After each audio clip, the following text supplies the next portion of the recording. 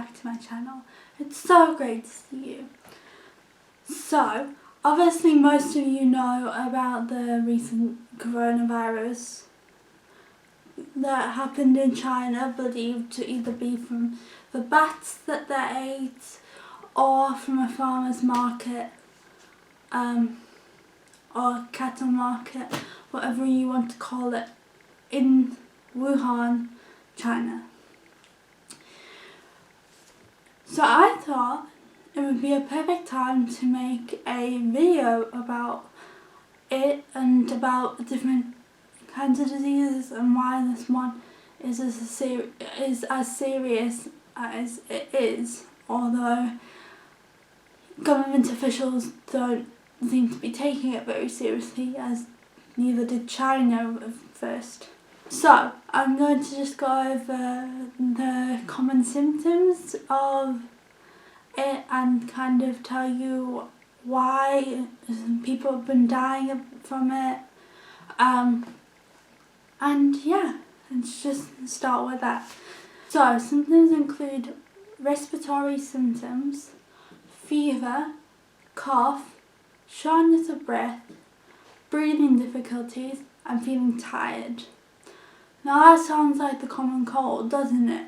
So they're having very many people freaked out about whether they have it or not, especially seeing as it's winter in the UK.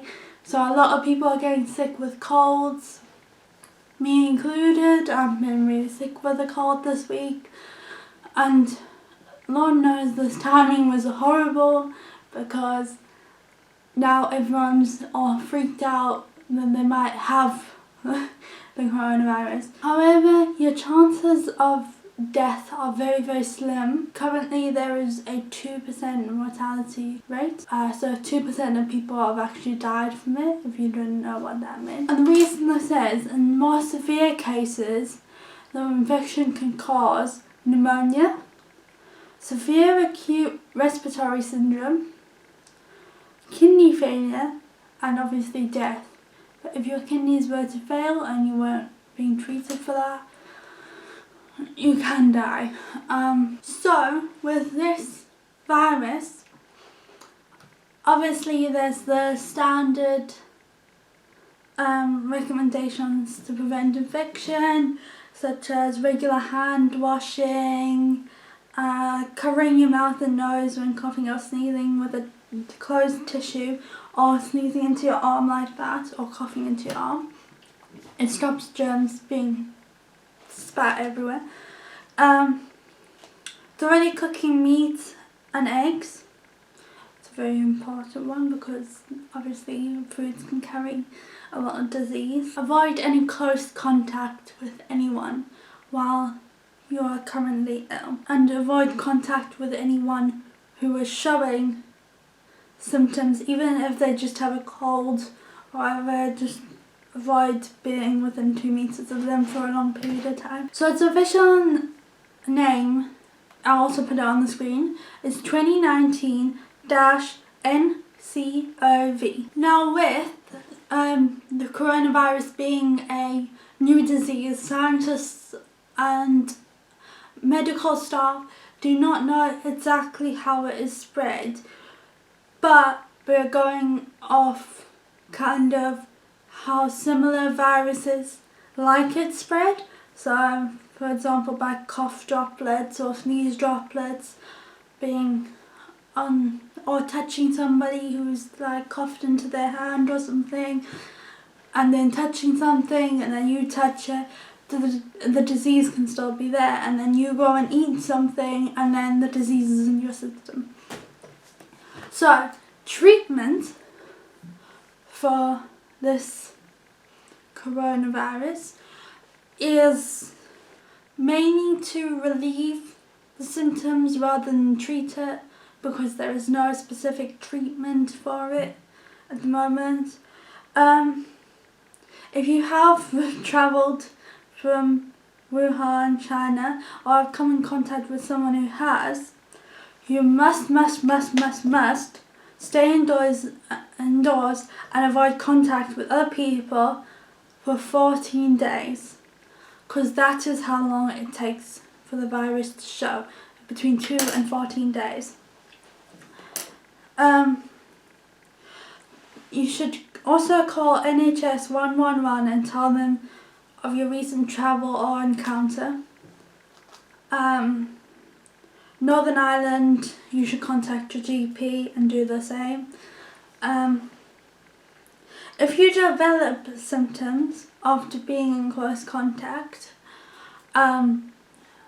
obviously you should follow the previous advice, self-quarantine yourself, and just make sure you're staying away from people and possibly, just keep in your own room or whatever.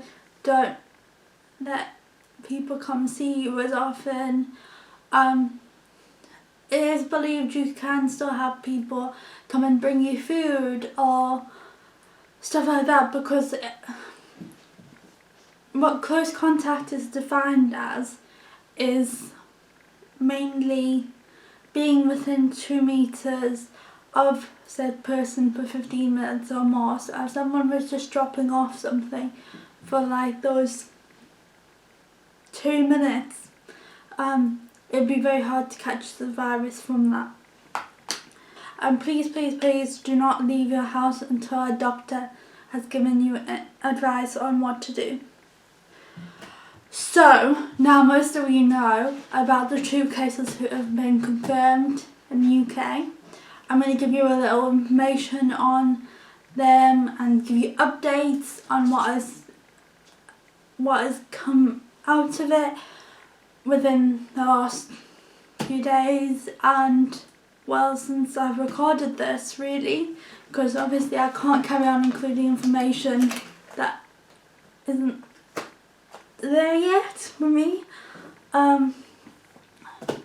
So 2 people from the same family tested positive for the coronavirus in the UK.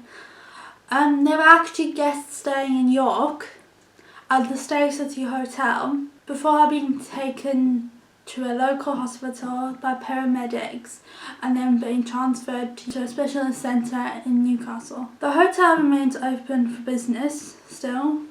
Don't know quite how I feel about that. Don't think they want to stay.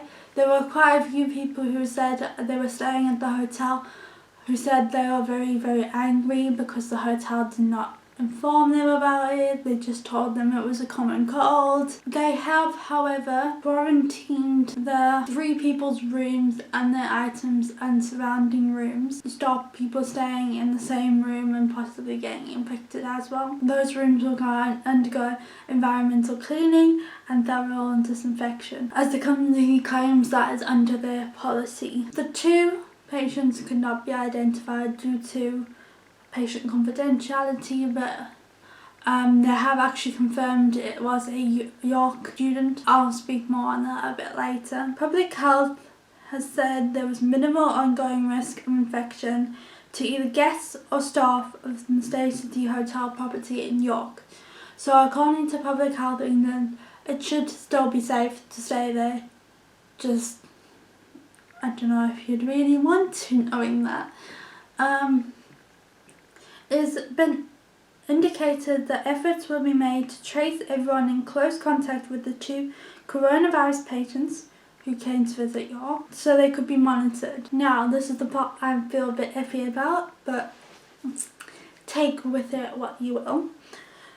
Close contacts will be given health advice about symptoms and given a number in case they fall ill, but they won't be quarantined. Maybe they'll do self-quarantine, but they will not be medically quarantined. I do want to add though, if you have possibly been in close contact with anyone infected with the coronavirus, health professionals / a specific team will contact you. If you haven't been contacted, be reassured that there's like very low chances you will have it. So, as of the day I'm actually recording this, some new information came out. Obviously, as I said earlier, one of the people was identified as a student at York University. However, the university has stated that the student was not in student accommodation before or after exposure to the virus. So if you're at York University or anything like that, don't worry, because he wasn't there really. Public Health England said it was making good progress in tracing people who have come in close contact with the two Chinese nationals, which is very, very good, because if you have, you'd want to know, wouldn't you know? Also, the University of Derby confirmed a very small number of students who came back from Wuhan before travel restrictions were put in place were self-isolating for 14 days. A spokesperson said all the students were fit and well so far. I think their self-isolation has finished now. The Department of Health said no further cases have been confirmed in the UK, with 201 people testing negative from 203 tests. So far, 2,059 people have died from the disease, all in China. However, that has actually changed. So one man who was 44 years old has been the first confirmed fatality from the virus outside of China. He lived in the Philippines. And obviously, as you guys know, 11 British nationals were flown back from the Chinese city in the centre of the coronavirus outbreak. The second group will return to the UK after an initial group left Wuhan on Friday. They are currently being quarantined in an RAF base. So it's good news, they're being quarantined before they come back. I'm sure all of you heard the news article of that mum and that her Chinese national child being stuck there, and the Chinese government just wouldn't let them out because one of them was a Chinese national. So now I'm going to get into a bit of comparing. The mortality rate is currently low at 2%, which is less than SARS, which was at 10%, and Ebola at 70%. So I'm going to put up on screen a graph showing the comparison between SARS and the coronavirus.